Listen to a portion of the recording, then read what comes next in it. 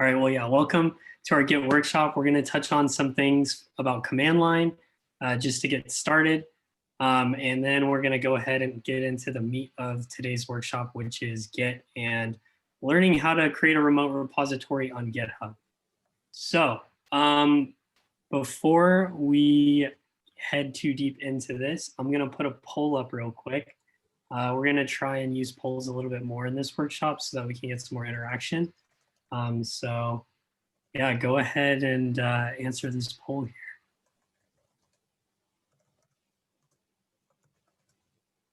So while you guys are answering that, we're going to start off with an introduction of who I am.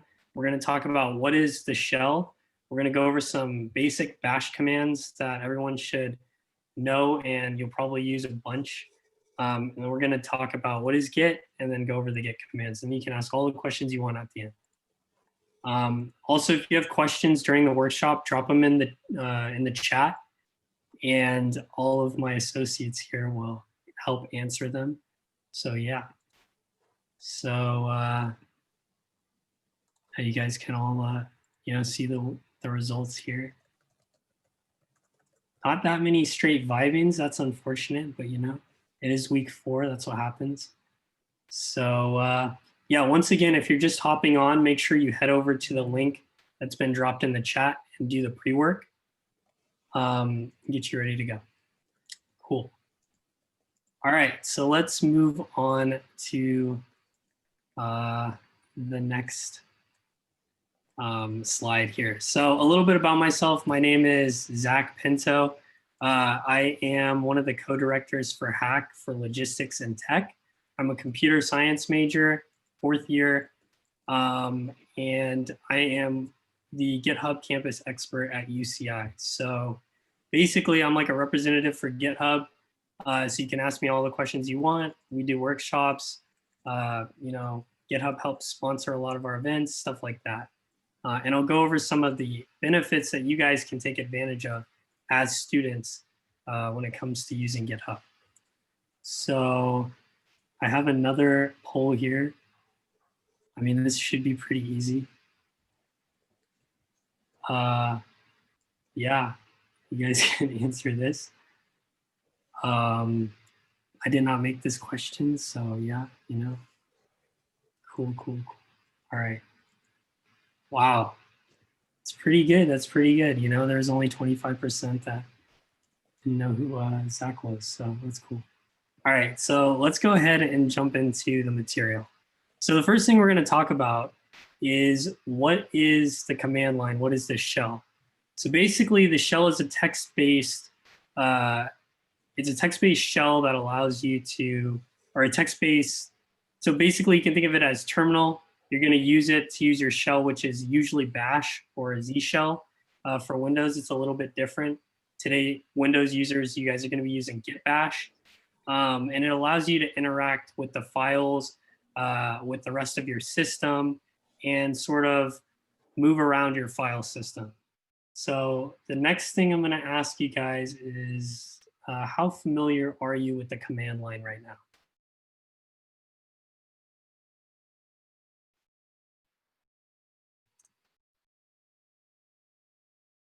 All right. So it looks like there's a lot of people at this workshop that don't have much experience with the command line. So we're going to first start off with learning a little bit about it and going over some of the commands that you can use.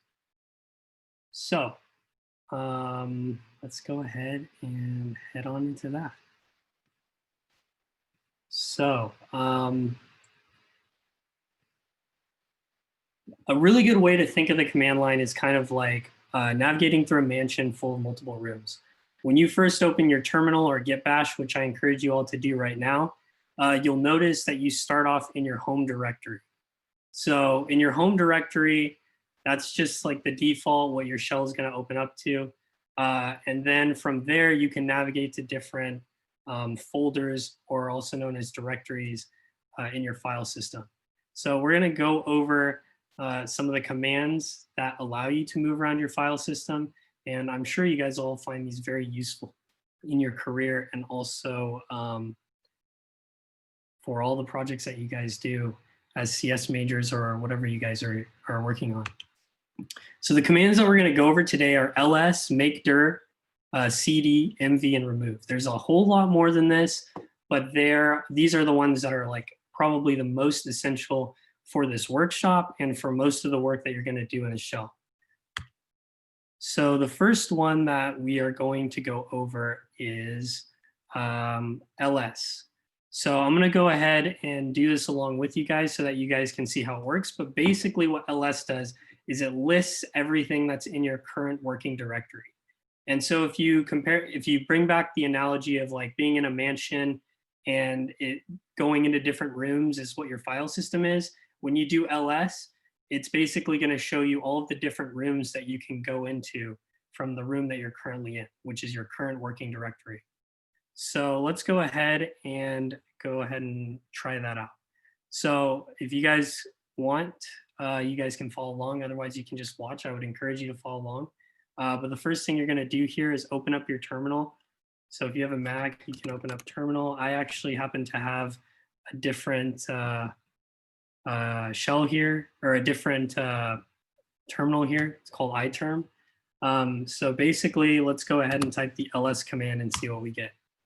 So I typed ls here, and these are all of the either files or the different directories, also known as folders, that are in my home directory. So I would encourage you guys to all give that a shot and try it out. It's a pretty easy command. So yeah, these are all the rooms in the mansion that I can go to. So now let's go back to the slides here and talk about cd. So cd is another really important command for moving around your file structure, and it stands for change directory. So this is basically what you use to open up a door to one of those rooms in the mansion and go into that room. So let's go ahead and do that. Most people, whether you're on Windows, Mac, Linux, you guys mostly all have a documents directory by default that's underneath your home directory. So we're going to go ahead and change into our documents directory. So you can do this by cd, and then you pass the name of the directory that you want to switch into. So cd documents. So now I'm inside a new room, documents. And if I type ls, I can see different things here. So go ahead and try that out. And also for Windows users, I'm just going to repeat myself again. Open up Git Bash. That's the terminal that you are going to be using. So yeah. So now that we've done cd, let's go ahead and check out the next command, which is make dir. So I'm sure all of you guys who have not really used your terminal and your shell as much, you guys have all probably been making folders for the whole time that you've been using a computer. And you probably use like Finder or some other, like if you open up your programming project in an IDE or an editor, you just make folders that way. But you can also make folders from the command line as well. So in order to do that, we're going to type mkdir, and then we're going to type the name of the folder that we want to make. So let's just call it test. So now I created a new folder called test. And just to verify that I've done that, I'm going to type ls, and you can see my new folder here, test, which was not there before. So the next thing that we're going to do is we're going to change into test. So now that we're in test, we cd'd into it. If we do ls, it's empty, right? Because we didn't put anything in this room. So let's talk about the next command here, move. So what we're going to do now is we're going to look at the move command. The move command is basically how you can move different files and directories or folders around your file system. So right now we're currently in test. So what we're going to do is we're actually going to go back to the directory that's above us, which is documents. So we just went into the test room. Now we want to go back out that door and go back into documents. So in order to do that, to go up one directory from the last one that we just came in from, we're going to use cd ... So this means to move up a directory. So let's go ahead and do that. So now we're back in documents again. And if we do ls, we can see all of the things that are in our documents room folder. And let's create a file so that we can test out the move command. So one of the commands that I don't have a slide for, but that could be really helpful when you guys are, just trying to create an empty file, is the touch command. So you can do this by typing touch, and then you say the name of the file that you want to create. So touch test.txt. So this is the command, and this is the argument that I'm passing to it. So now I just created a new empty file called test.txt. So if I do ls, I can see this here, right? Well, let's say now I want to move my new file into the test folder or room that we had just created previously. What we're going to do for that is we're going to use the move command. So we type mv for move, and then we pass the argument of what we want to move. And then we say the place that we want to move it. So we're going to move test.txt into the test folder. So now that we did that, if we do ls again, now test.txt is not in our documents folder anymore. So we can cd back into our test directory. And if we do ls, we have our new file here, test.txt. Cool. So that's great. Now we know how to use the move command. So let's go ahead and look at the remove command. So rm stands for remove, and this is how you can delete files. So the thing that's different about rm is that it is not like just dropping something in the trash. If you run rm and you pass it a file to delete, or you pass it a directory to delete, it's gone forever. You're never getting it back unless you do some really interesting things which are beyond the scope of this class. So just make sure you know exactly what you're running rm on. And I'm actually going to talk about something that you should never do with rm after this. So let's practice. We have our test.txt file in here. Now we want to delete the file. So we can go ahead and do rm and pass the name of the file that we want to delete. And also, if you guys didn't know, you can use tab completion. So the file name is test.txt. But if you don't want to type out the whole thing, you have tab completion to save you some keystrokes. So now we ran rm here. If we do ls, it's gone. And somebody asked in the chat, can you delete your whole system with rm? Yeah, you can. You can delete most of it until you delete the actual binary that is used for the rm command. So I think that all of these files, all of these binaries are stored in like user bin, if I'm correct. And if you actually go to your root directory, which is the very, very, very top, you can run a command, which is very similar to this one here, rm-r, and then star. If you run that from the very root directory, it will delete everything recursively below that, and you're going to destroy your computer. If you run it with just -r, you won't be able to do that. But if you use -rf, you will. So all of these things here that have a little dash in front of them, these are flags that you can pass to this command and to all the different commands that you could use in order to change the way that it runs. So yeah, don't do that. Don't ever run rm-rf from your root directory or your home directory. It's pretty bad. Okay, so what does -rf do? So -r means recursive. So basically, if you have a directory or a folder, it has it has a bunch of contents in it typically, right? So you could have a folder and it has like 10 files in it, right? If that's the case, you can't just remove that one folder. You have to recursively remove everything that's inside of it and then remove the folder afterwards. So you would have to pass the -r flag in order to do that. The F stands for force. So there's a lot of files where when you try to remove them, it's going to ask you for verification to say, oh, are you sure you want to remove this? And you have to type the Y key in order to remove it. -F basically overrides that, and it says, doesn't matter what the heck kind of file it is, like you're going to remove it no matter what. So that's what those flags do. Yeah, it does not move the file to the trash. It literally just like gets rid of it. It's gone forever, basically. It flips the bit on your disk and says this space is available. So you're not getting it back after that. All right, so those are the basic shell commands that you need to know. We're not going to use all of them for this workshop, but those are probably the most important ones you need to know for your classes at UCI and just getting started. So does anyone have any questions about any of those commands before we keep on going?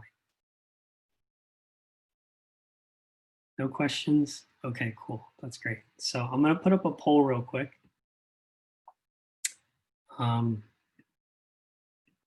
Let's see if you guys can figure out which one of these is not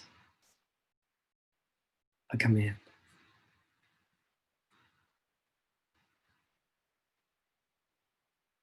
All right, so far so good. Most people are getting it right. All right, I'm gonna go ahead and end the poll now. All right, perfect. Most of you guys figured out that mkfl is not a command. Theoretically, it could be, you know, if you decide to make a binary that does whatever mkfl is, you call it that. And so what you have to remember also is like these commands, they're just programs that are running inside your shell. So you can make your own if you want to, and that's like a topic for a later time. But mkfl you would think would be what you use to make a file, but it's actually touch to make an empty file like we saw just previously. All right, so with that, I hope that you guys are all, so yeah, what is a bin?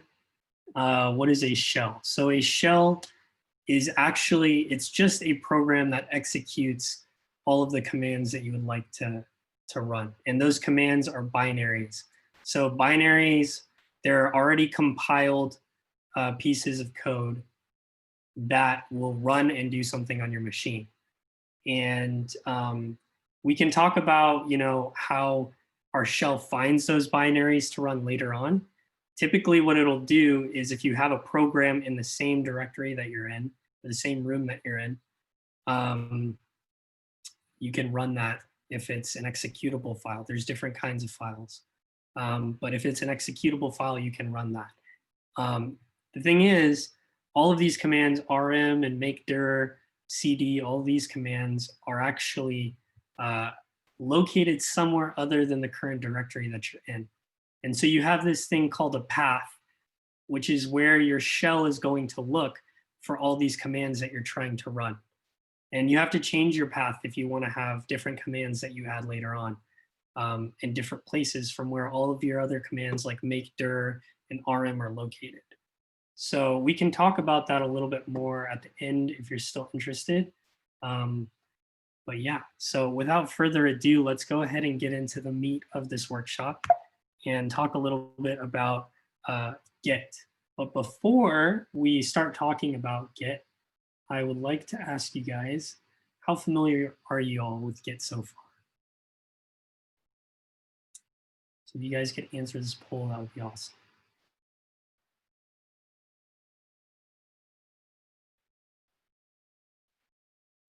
All right, awesome. All right, so it looks like there's a lot of people that are just getting started, and you know, that's pretty much what this workshop's all about, so that's to be expected. But the main thing I want you guys to take away from this workshop is the theory behind Git and understanding how it works, because if you understand how it works, getting better at actually using these commands and understanding what else is there within Git beyond what we learn in this class will be a lot easier. So I'm going to focus a lot on talking about different principles in addition to doing the part that you just follow along with. Is there a command line instruction to get my current file path? I'm trying to figure out where my git bash file is located.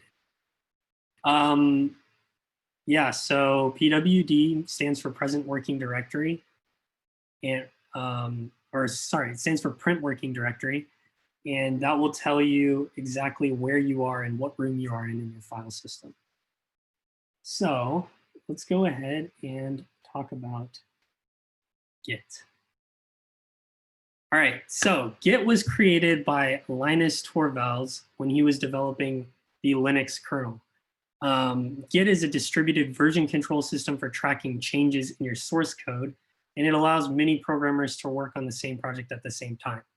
And so basically, Linus Torvalds' need for this originated from the fact that when you're working on a big system like Linux, you're going to have incremental changes.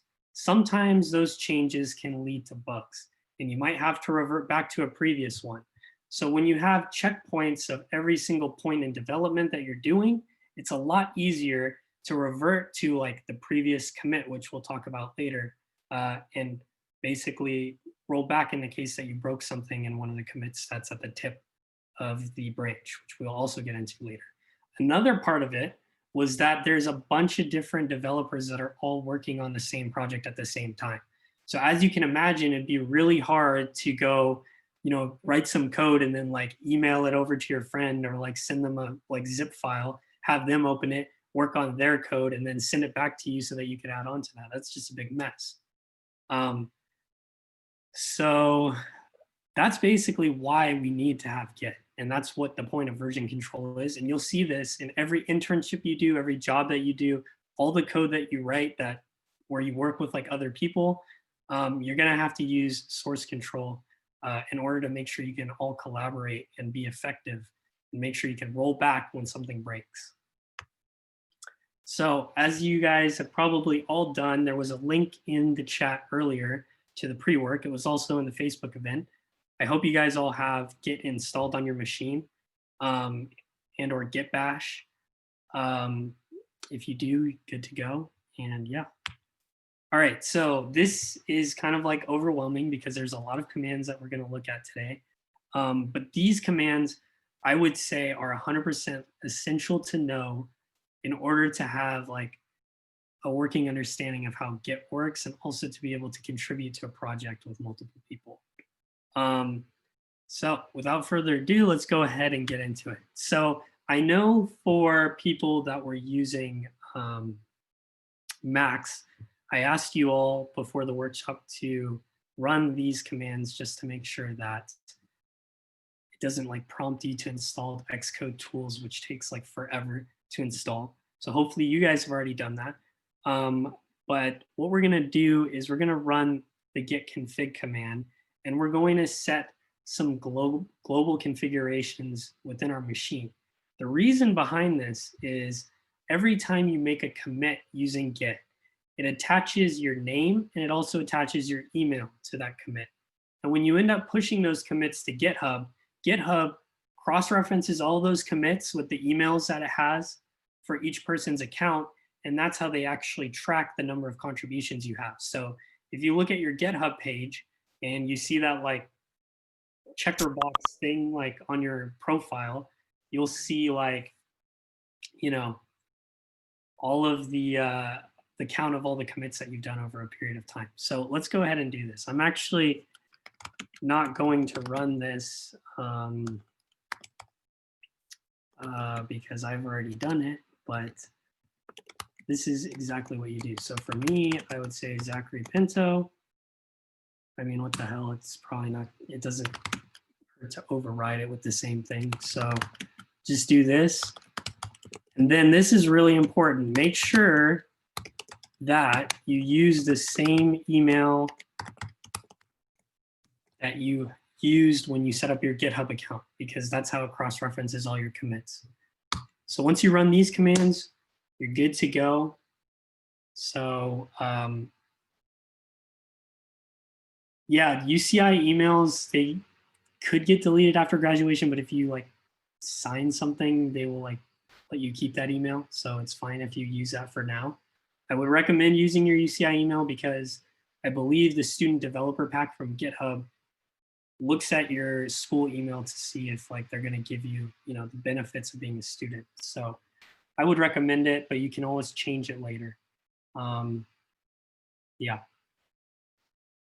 Yeah, so if it's asking you to download something, this is probably, are you on a Mac?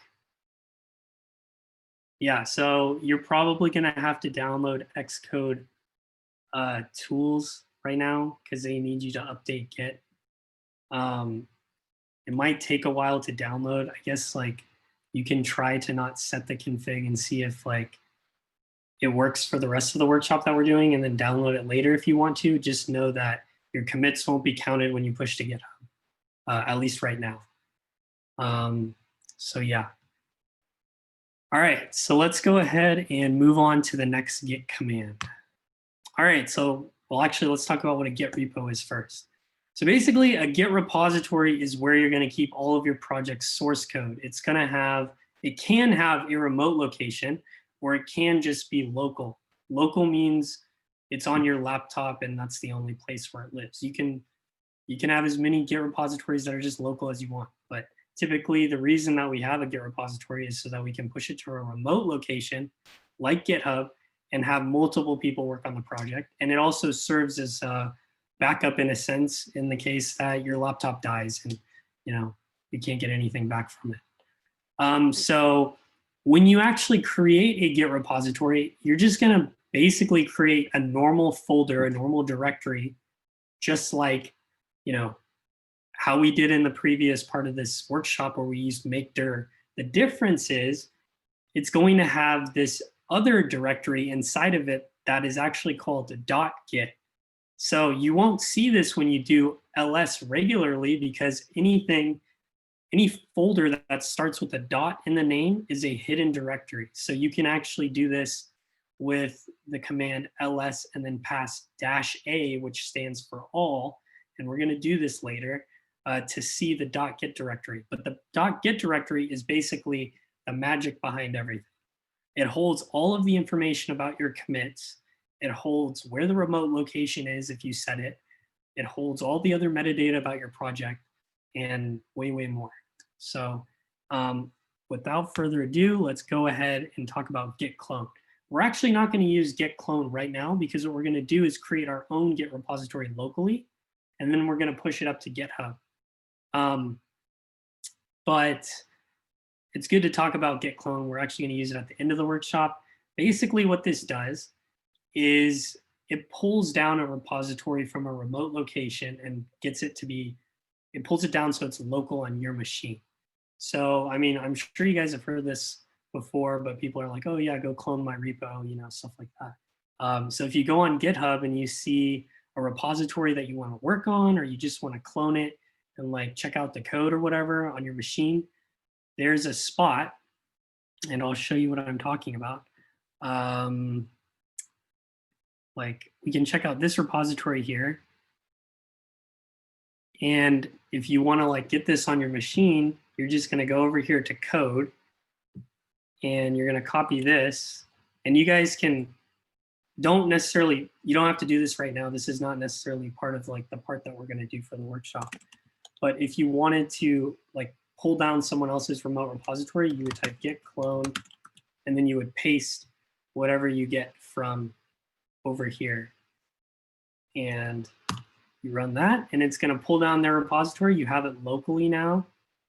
And if I do ls, you can see I have synthesizer, or synthesizer is what it's called. And I can, cd into that. And I have like all of the files here on my local machine now. So you guys don't have to do that right now. We're going to go ahead and do git clone again later. But I'm going to go back to the test directory, which is where the directory that we made earlier. So yeah, moving back to the slides, we're going to go ahead and talk about git init.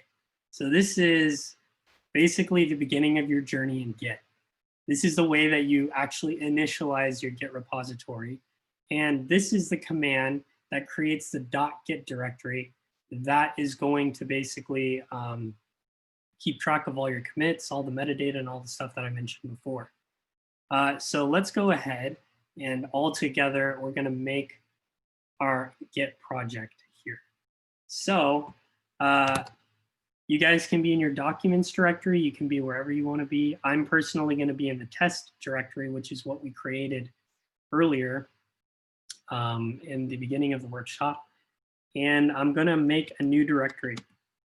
And you guys can call it whatever you want, but I think a good name for this would be Git Workshop. So we're going to create this Git Workshop. That's our new folder. And we're going to CD into here. We're going to CD into Git Workshop. And if we do ls, we realize there's nothing here, right? So let's go ahead and initialize this folder as our Git repository and run the command git init. Cool. So it says we initialize an empty Git repository. Now, if we do ls, we still don't see anything, right? So let's do ls-a. And now we can see the .git directory that's actually keeping track of everything. So we can cd into this .git directory here, and we can run ls, and this is just all of the stuff that keeps track of the Git repository. We don't have to touch this, and I would actually recommend that you don't touch this because you're probably going to mess something up if you do that. So now that we've looked at that, let's go up a directory. Make sure for the rest of the workshop you're in the directory that we created for our Git repository, but not the .git directory. We don't want to put our changes in there. So now we're back in our Git Workshop directory. Sorry, what if we don't have the .git directory in our Git Workshop folder? So in order to create the .git directory in there, you're going to do git init. So this command here, like that. And that should create the .git directory. So if that doesn't work, it could be in there, but I just want to make sure that you're doing ls-a, otherwise you're not going to see it. When you run... I have it. Thank you. Nice, nice. Perfect. All right, cool. Let's go ahead and move on to the next slide. All right, so the next thing we're going to do is we're going to explore the git status command. So there are a bunch of stages that we're actually going to learn about, or states that we're going to learn about within Git. And Git status is the best way to keep track of all of the states that your code is in and all of the contents of your repository are in. So let's go ahead and run git status and see what kind of information we get. So now that we're in our Git repository here, we run git status, we should see something like this. We're on the master branch, we have no commits yet, and there's nothing to commit because we haven't added any of our own files to the directory. All right, so now that we've done this, let's go ahead and talk about the 3 stages of Git. Well, actually, before we do that, let's go ahead and actually create a file in our new Git repository. So what I would recommend doing, just for ease of use, is let's go ahead and open up our new repository in our favorite text editor. Personally, for me, I like VS Code. You guys can use Vim if you want to, if you're really into that. I would imagine that most people don't use Vim anymore. I know like Chase is like a diehard Vim guy. But probably if you guys are taking programming classes, you have something that you've been using for your directories. So I'm going to open up VS Code here, and then we're going to navigate to our project. Also, if you guys want, sometimes you have to set this up, but it might be set up by default.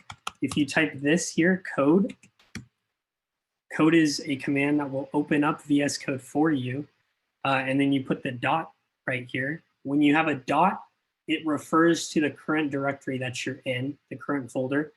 It will actually open up VS Code for you, and it will be the project that you're currently in, or the directory that you're currently in. So right here, you can see Git Workshop, and we have no files here right now. The other way to do that, which I think all of you guys could figure out since you probably have been opening files this way, is you just go open the correct folder. So I think call it like test. So test here, Git Workshop, and then we want to open our Git Workshop folder here. So I already have it open. So we'll go ahead and start out here. But let's go ahead and actually add our first file to our project. So if you guys have VS Code, you guys can use that. If you have, Eclipse or whatever, it's all good. Atom works. So let's just call it file1.txt. And we're gonna, just put something in here. Let's see, what do we want to put? Let's say like our first stuff in this repo. Okay, that works. Cool, that's our first stuff in the repo. And I mean, like if you guys were actually building like a project, you'd obviously write some code here. So yeah.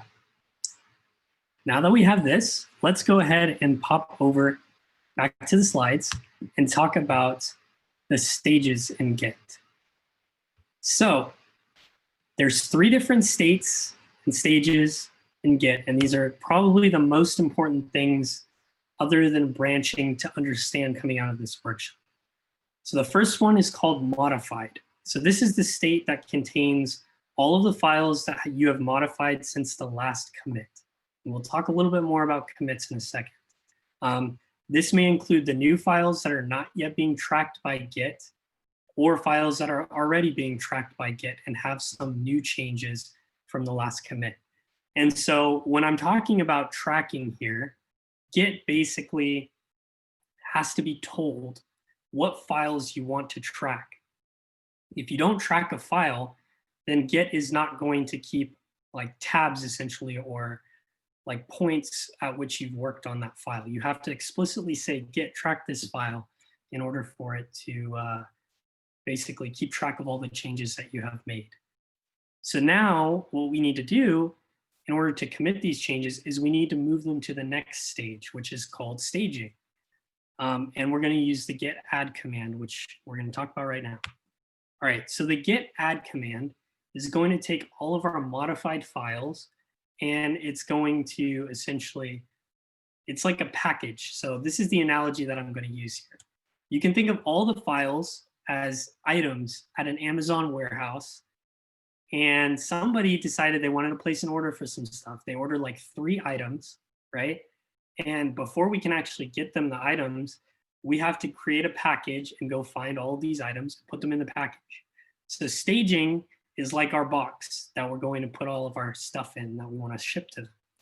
So let's go ahead and do that. So right now we have only one file, and it has maybe a line or however many lines of text that you guys have added to it. Make sure you add something.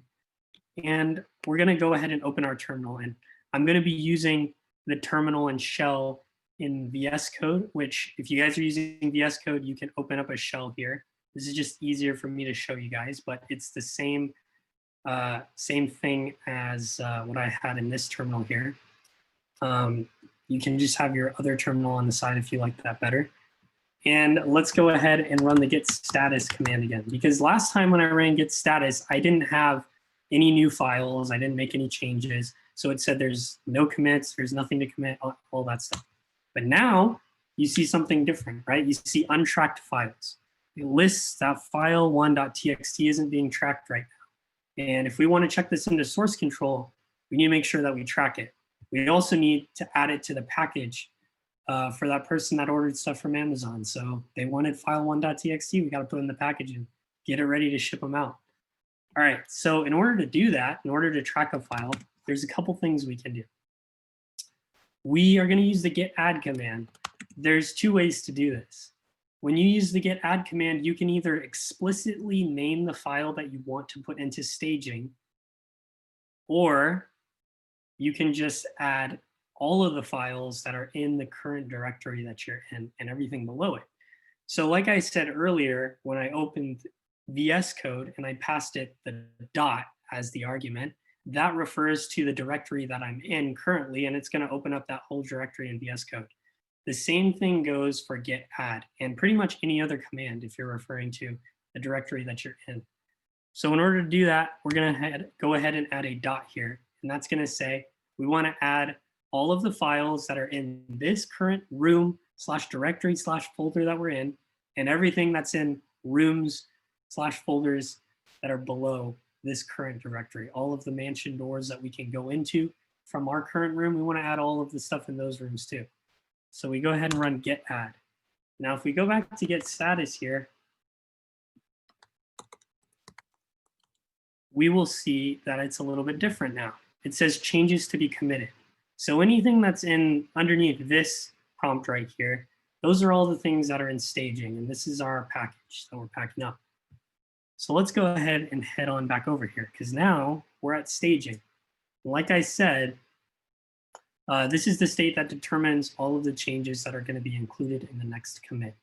This is essentially like packing a box of things that you're going to ship out. And when you're ready to ship the box, now we go and move on to the next command, which is git commit. So I know a lot of people, when they first start using Git, they're like, well, what's the point of staging? Like, why can't I just commit it if it's already like untracked or if it's in the modified state? Sometimes we end up making changes that we don't want to all be grouped into one commit, because each commit is supposed to have all of the changes that are associated to one thing. So if I'm adding like one feature and I also write the code for a second feature and I haven't committed all of the stuff that I wanted to include in my first feature yet, first I move all of the feature one things into the staging area, package that box, and then make the commit. And then I can package all of the things that are from feature two and then put those in the staging area and then make the commit, so that we can actually decide what goes into the packages and not necessarily include all of the things in the commit that we're making. So that's the reason for staging. And now that we have our package all packed, we're going to go ahead and make the commit. So the next command here, oh, does someone have a question? Yeah, I had a question. Let's say you added the file.txt, you made a change to the file.txt, and then if you do a git add again because you modify it, does it replace the file.txt in the staging? So if I was like, so if I did this, right? Yeah. Right now, everything that I have in staging is actually just this line here, right? So if I go back to git status here, it's going to say these changes are not staged for commit. So if I did actually make the commit right now, it would include this line of text, but not this one.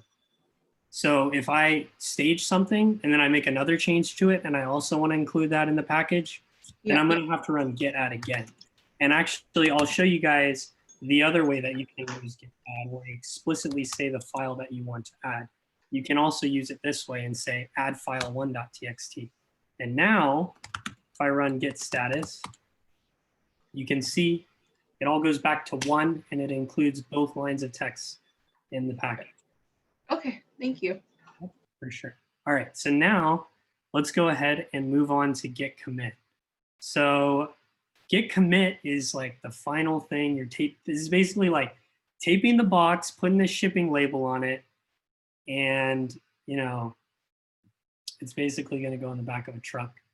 And then that part is handled by another command, actually getting it to the destination. So let's go ahead and make our first commit in this Git repository. So we're going to go ahead and type git commit -m. And the -m is an argument that stands for message. And this is a really important thing that you want to do whenever you make a commit. You want to put a relevant message to what the actual contents of this commit are. So in our case, we're just going to say first commit because this is our first commit to the repository. And typically, if you're like actually working on a project, you'd have something like, oh, I added like the sponsorships page to the website, and that's what this commit means. So we're going to go ahead and run this, and it's going to put the tape on the box and then put it in the back of a truck to be shipped. So now we committed it. It's called, the message associated with it is first commit. One file has been changed, and there's 3 insertions for the 3 lines here. So yeah, just to review again, committed files are a grouping of changes applied and associated with a message that explains the intent of the changes. You can think of a commit as a building block. And this is where I sort of get away from the analogy I made to packaging. Now we're going to think of the commit as a building block.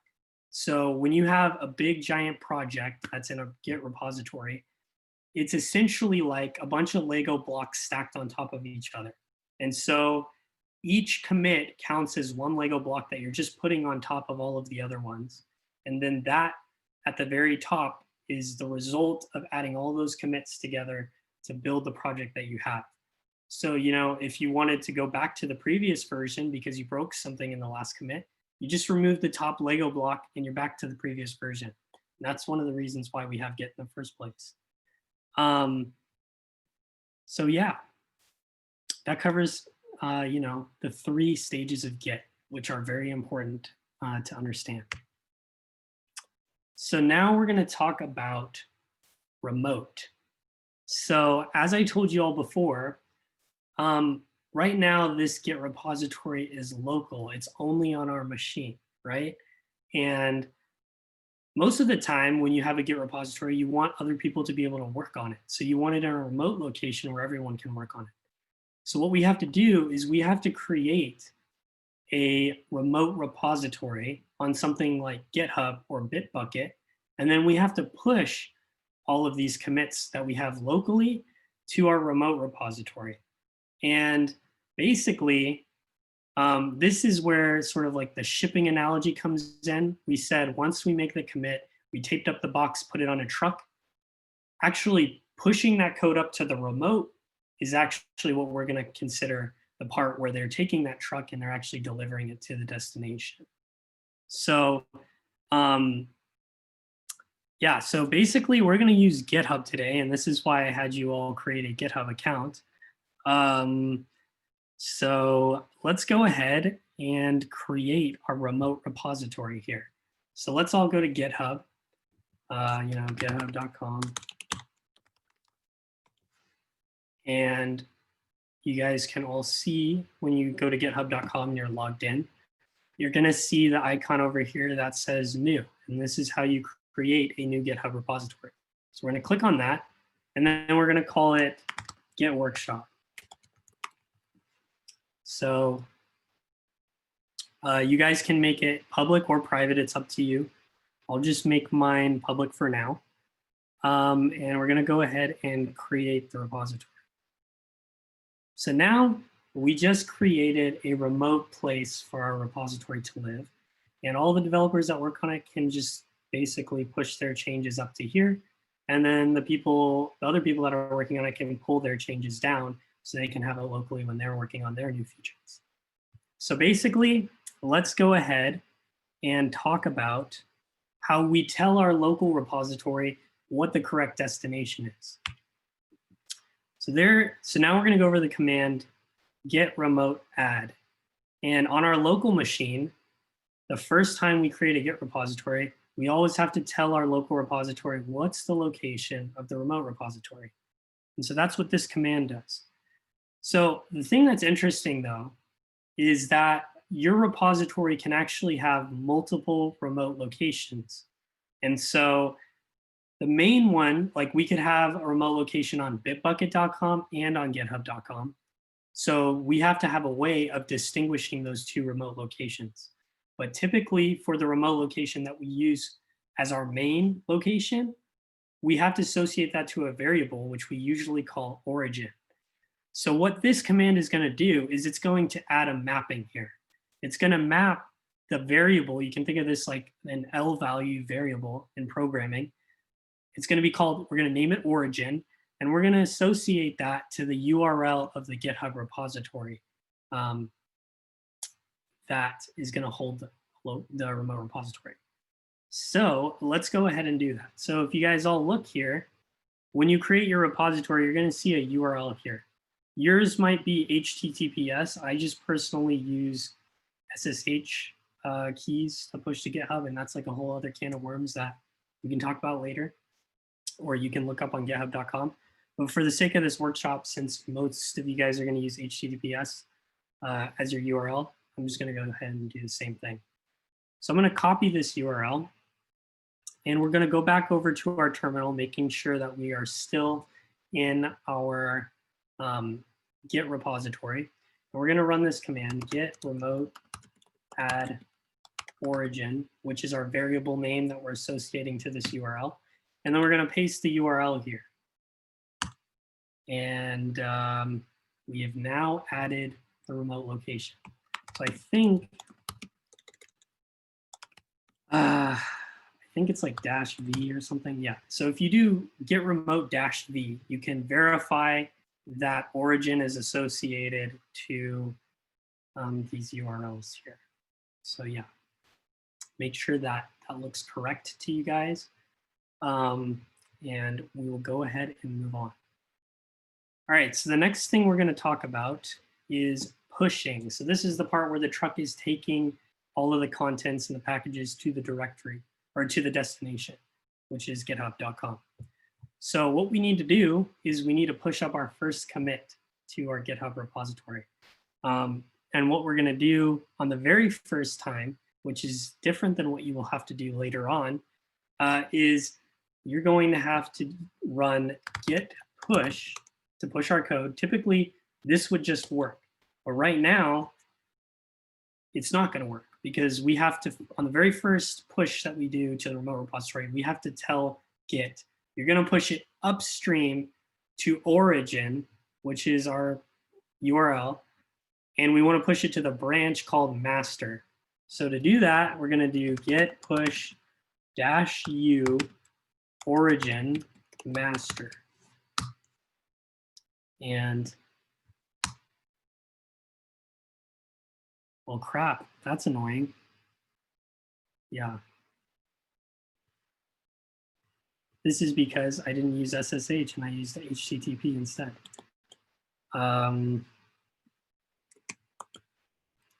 So actually what I'm going to do is I'm going to change this URL for me. Your guys's should work. I'm going to change it to this.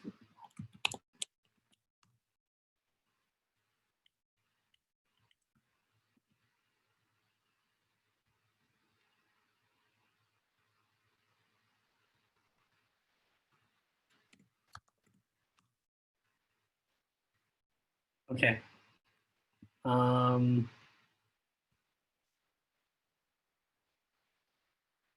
Might have to remove this first.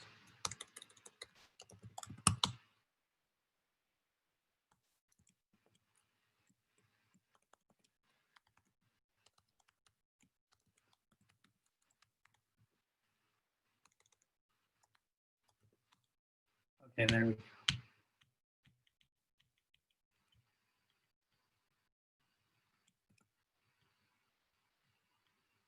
There. So now we added this, this should work. Okay, git push -u origin master. And it's going to push all of our code up to master. Okay, is anybody having issues with this? And also,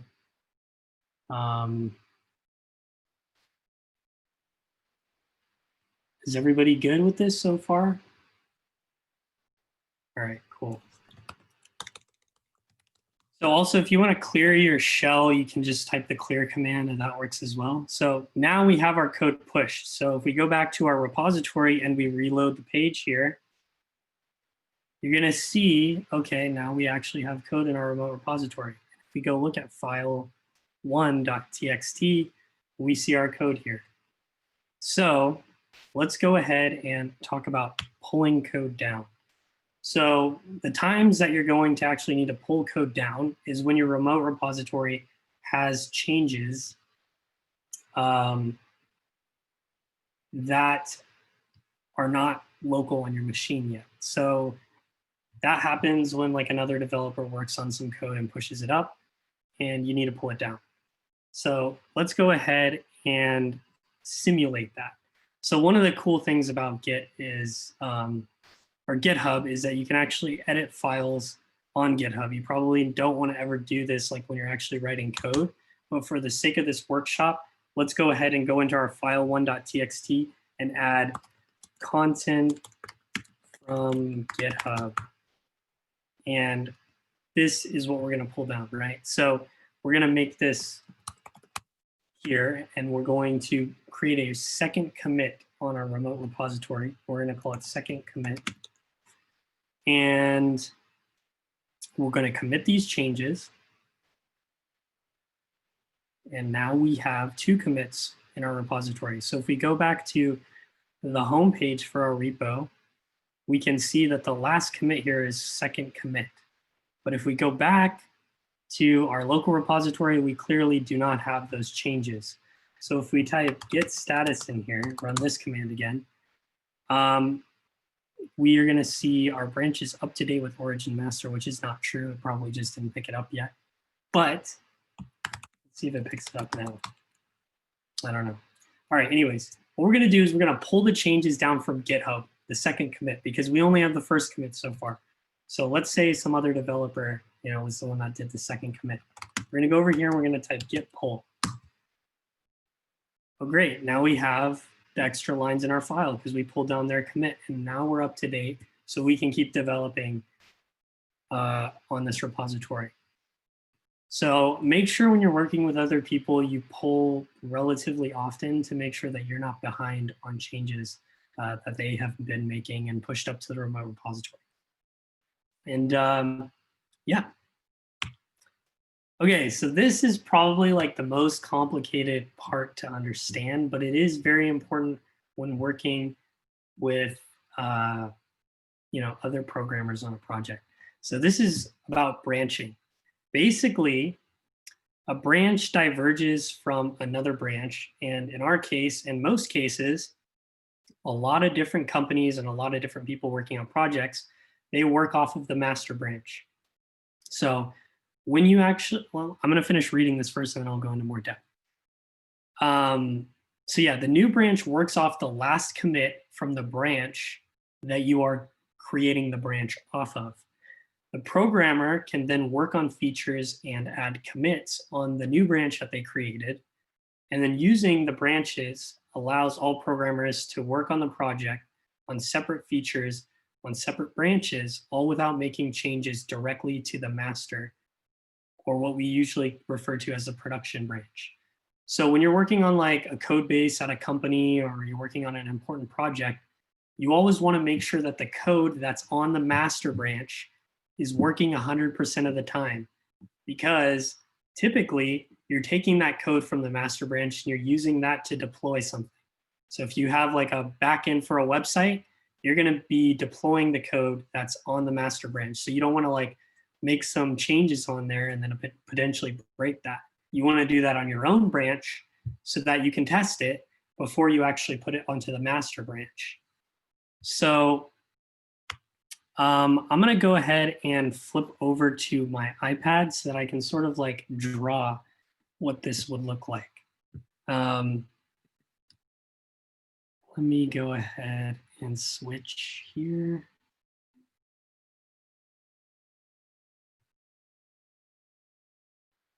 Okay, cool. So can you guys all see that?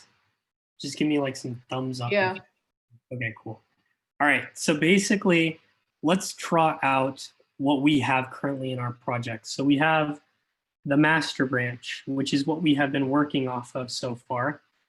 And we've made 2 commits. So we're going to call them like C1 and C2. We're just going to use little circles here. And we're going to draw a line here because these are connected.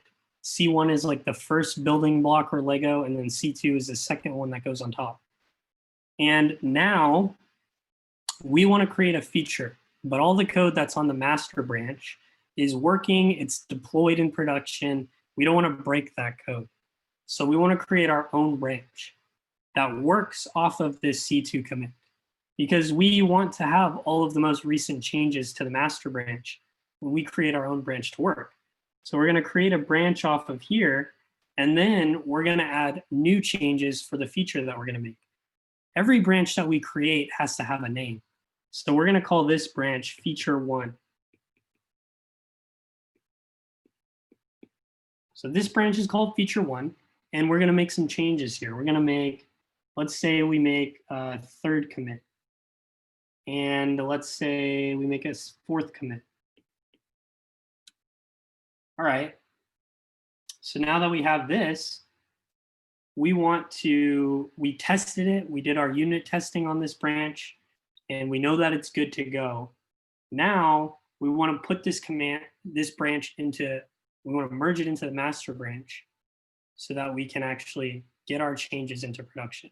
And we're going to talk about the merging part in a second. But let's go ahead and first make our branch.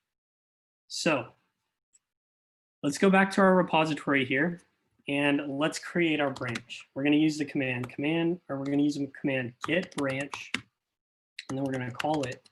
Oh, we can't see your computer. Oh, sorry. Let me switch back to that. Okay. And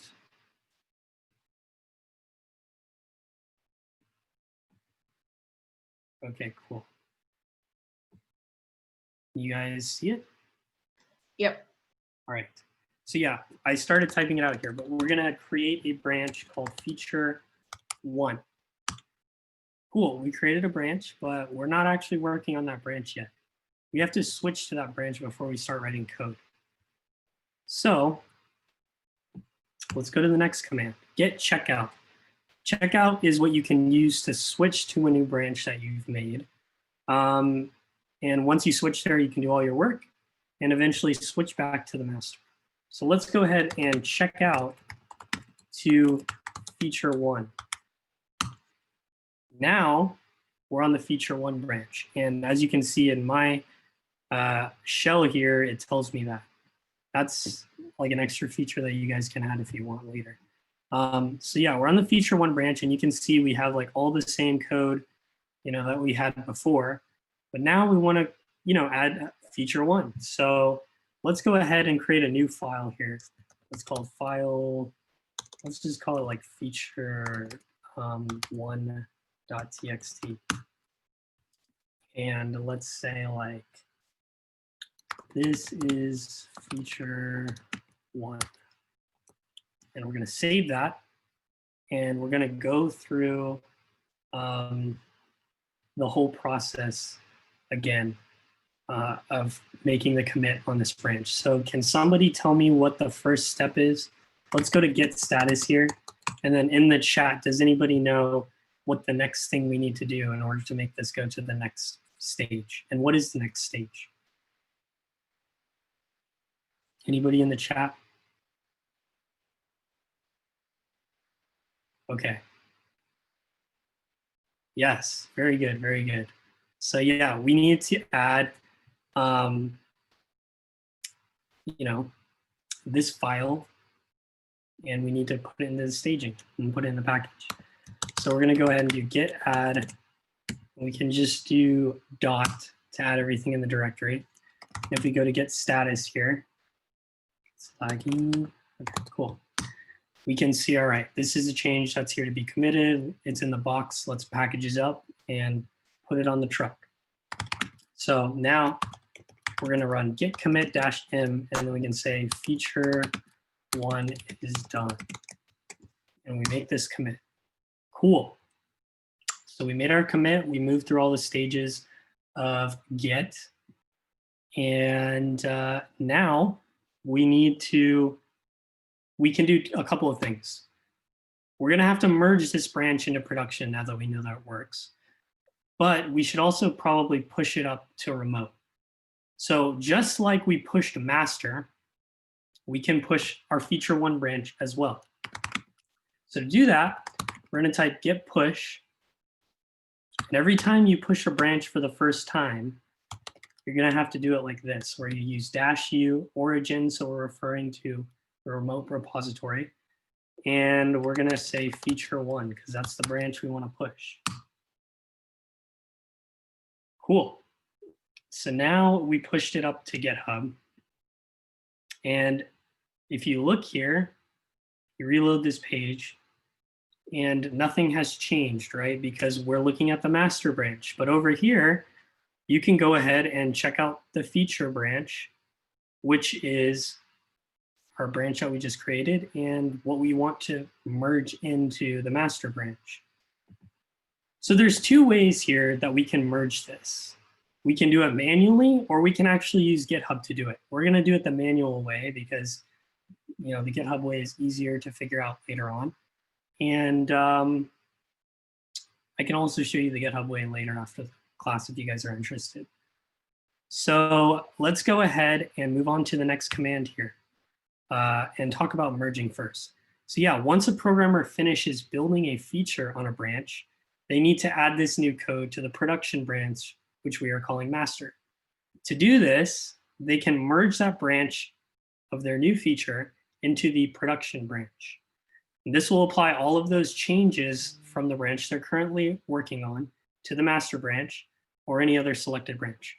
So you can also merge branches into other branches. It doesn't always have to be merged into master, but typically like that's the flow that most developers follow. They just branch off a master, do some changes, merge it back into master when it's done. So let's go ahead and do that with the git merge command. Sorry, should the feature branch be in the same area as the file on GitHub? So are you talking about, okay. Oh, now I see it. Okay, so this is how you can like switch between the branches that you push remotely. When we actually like created the branch initially, when we said git branch feature 1, and then we checked out to it and made changes, that stuff like it wouldn't show up here until we actually push that remote branch. So that's what we did when we ran the command git push u origin feature 1. That's when we actually like moved it to the destination. So now we want to take this code that we have tested and merge it back into production so that we can like get our new latest code and feature out there.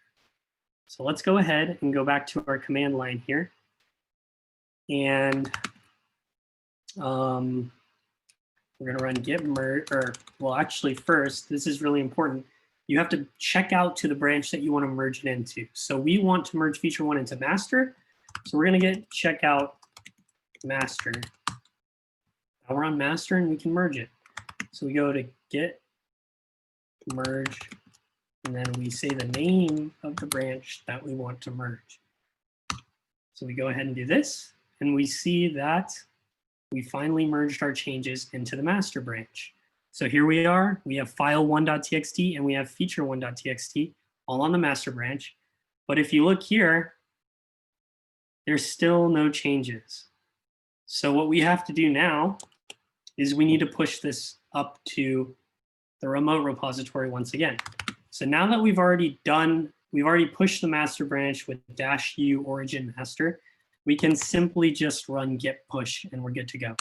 So if we run git push, takes a second, we push it to GitHub, we look back here, and now we have feature 1 on our master branch, and whatever is handling our deployments can take this code that we just added, deploy it to production. So that is basically how you merge. And this is just, I mean, I guess it's not, okay, cool. Yeah, this is just a GIF here that kind of shows you what we were doing, basically. So you have master, you branch off of here, and you work on your feature, you test it, and then you merge it back in. The thing that you have to remember too is when there's a bunch of developers, people could have merged their branches into master before you did. So these 2 commits here, these are from some other developer. And so master could have more commits that you do not have on your feature branch before you merge in. And that kind of gets in another topic called rebasing, which we're not going to cover in this class because that's a little bit more complicated. But feel free to look that up and go check out like what rebasing is.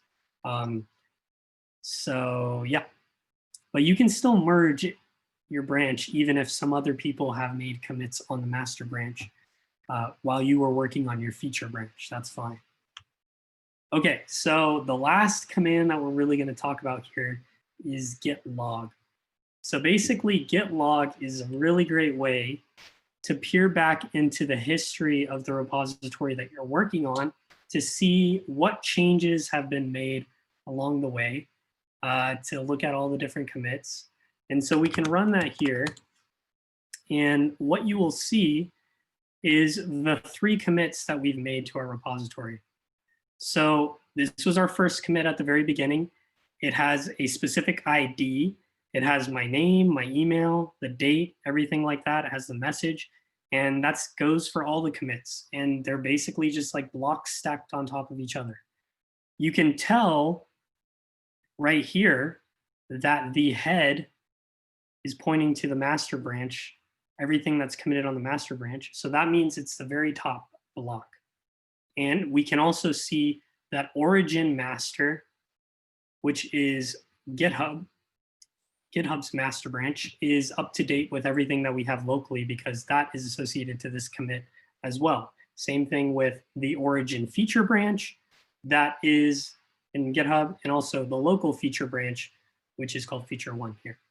So that is how you look back at all of your commits. And that pretty much like sums up the basic commands that you need to know to get started with Git. And I hope you guys all have a better understanding of the core concepts of how Git works. But just to sort of test that before we move on to the resources section of the presentation, I'm going to go ahead and put up a couple of polls just to see how you guys are doing. So go ahead and answer this poll here, Ken.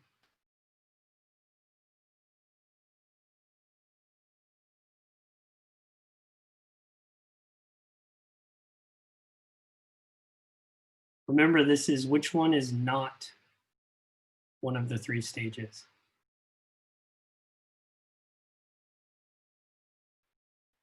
All right, cool. So it looks like most of you guys got it right, but there is a little bit of confusion as to modified. So modified, remember, that is the first stage, and committed is the last stage. Staging is the one in the middle, and branching is a completely different concept. It's not a stage of one of the 3 stages. So I'm gonna ask you guys one more question, or actually, all right, I'm gonna ask you one more question here. What does git checkout do?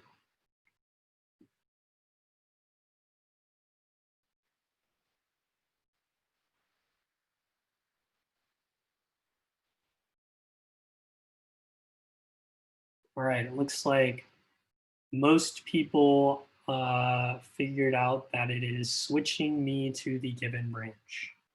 Perfect. All right, so the next thing that we're going to talk about just towards the end of this presentation is additional resources.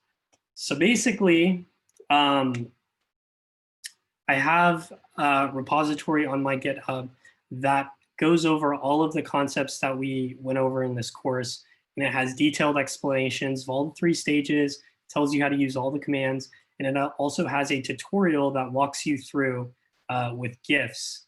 Can somebody drop the link to this in the chat? Yeah, so basically, I would highly recommend that after this workshop at some point, you go through that README on GitHub, you do all of the steps there in the tutorial, and it'll just reinforce all the things that we talked about here. One of the things that I actually wanted to do was practice cloning. So if you guys want, something that you guys can do, and this is actually part of the post work there, is you can clone this repository as well. So if you just copy this here and you go over here, or you go to your terminal, you can clone this. So if you guys want to practice cloning, go ahead and go to this URL and then type git clone and then the URL of the repository. And if you ls, you can cd into learn git with hack, and you can open this up and check out everything in there. If you do the tutorial, you're going to have to do this anyways. So yeah, but that you guys can look at after the workshop. Other things that are great resources, these slides are going to be put out. They're going to be posted as a link in the event description after this. You guys can go ahead and check out the Git cheat sheet. It has a list of all the commands that you ever need to know in Git. And there's far more commands than what we learned today, but today we learned the main ones, the basics, the things that you have to know. So yeah, There's also an article here called Becoming a Git Pro, and this is a really great Medium-like article that just talks about Git and goes over some of the things we've gone over today. Another one is the Simple Git Guide, which I really like because it's super concise and it does not have a whole lot of like verbiage. It's pretty to the point and you can get through it pretty quickly. The other great resource, which I have to mention as a GitHub campus expert, is the Student Developer Pack. And I would strongly recommend that all of you guys go ahead and go to this link, education.github.com/pack, and take advantage of all of the resources that you guys can get for free through GitHub. They give you GitHub Pro, you get Microsoft Azure credits, you get URLs for your sites that you want to build with .tech domains, name.com. You get access to JetBrains, different IDEs, things like that, and it's a great resource. Yeah, but with all of that, that's like pretty much all that I have for you guys. I hope that you walk away with a better understanding of the different theory behind all of the different parts of Git and keep on playing with it and learning more, because this will be 100% essential to your career in software or any open source project that you decide to work on. So thank you very much. Zach? What's up? So you sent us a link to the Learn Git with Hack repository. Is there a way to like follow it, if that makes sense? Oh yeah, so you can star it on GitHub. Do you mean like follow it to like keep track of it? No, so like we can go back. Oh yeah, we can go back to it. If you go here and you like star it, okay. And you like go to your profile here, you can go look up your stars and it'll be within here. Okay, thank you. For sure. All right, does anyone else have any questions? One of the things, before I let you guys go, I almost forgot to mention, we're going to be having more games tonight on our Discord server. We're just going to be chilling, getting to know each other. So if you want to come talk and play games, like check us out at our Discord server. These are all of our websites and social media. So definitely follow us, go on Discord, do all that. Yeah, I also have one more poll here. And it would be really great if you guys could answer this poll. Also, please leave us feedback on the feedback form. The QR code is here. I think that's updated, right? If it's not updated, then we will send out the link to the feedback form. But yeah. Yeah, it looks like a lot of you guys have applied for ZotHacks, which is really great. So we're going to have decisions on ZotHacks coming out shortly, and more information will be coming out on that. There's going to be a nice set of workshops that you can look at your leisure before the event. They're all pre-recorded and everything. So yeah. So thank you all for coming. If anybody has any questions, I'm going to stick around on here. If you want to just chat, that's cool. But everybody else from Hack is going to move over to our Discord server. So if you want to talk to me or anyone else like on Discord, that's cool too. But yeah, thank you all for coming. I hope you enjoyed the workshop and you got something out of it.